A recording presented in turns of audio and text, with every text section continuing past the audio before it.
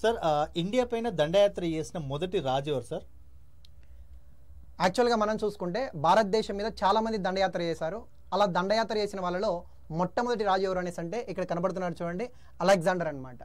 యాక్చువల్గా 327 BCలో మన భారతదేశం మీదకి తొలిసారిగా ఏంటనేసి అంటే విదేశీయుల యొక్క దండయాత్ర స్టార్ట్ అయింది. అలా తొలిసారిగా దండయాత్ర చేసిన వ్యక్తి అలెగ్జాండర్. అయితే అలెగ్జాండర్ని భారతదేశానికి ఇన్వైట్ చేసిన వ్యక్తి ఎవరు అనేసి అంటే అంబి అని చెప్తాం. సో కాబట్టి అంబిని మనం ఏమంటామంటే మొదటి దేశద్రోహి అని చెప్తాం. సార్ ఇంకెవరైనా దేశద్రోహులు ఉన్నారా? ఉన్నారు సార్. సో ఇంకొకటి ఎవరైనా అంటే గహద్వల వంశానికి సంబంధించిన జయచంద్రుడు అనే ఒక వ్యక్తి ఉంటాడు. ఇతని మనం రెండవ దేశద్రోహి అంటాం. యాక్చువల్గా దేశద్రోహి అని ఎందుకంటామంటే వీళ్ళు మన భారతదేశానికి సంబంధించిన రాజులను విదేశీ వాళ్ళని పిలిపించి ఓడించడం కోసం ప్రయత్నిస్తారనమాట. అందుకని మనం వీళ్ళని దేశద్రోహులు అంటాం.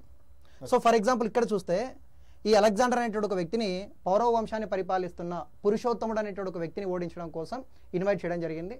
పురుషోత్తముడికి అలెగ్జాండర్కి మధ్య జరిగినటువంటి ఒక యుద్ధాన్ని జీలం యుద్ధం అంటాం. 326 BCలో జరిగింది యుద్ధం. అయితే వీడియో చూస్తున్నటువంటి అభ్యర్థులు మూడో దేశద్రోహి ఎవరు అనేటువంటి విషయాన్ని కింద కామెంట్ సెక్షన్లో కామెంట్ చేయండి.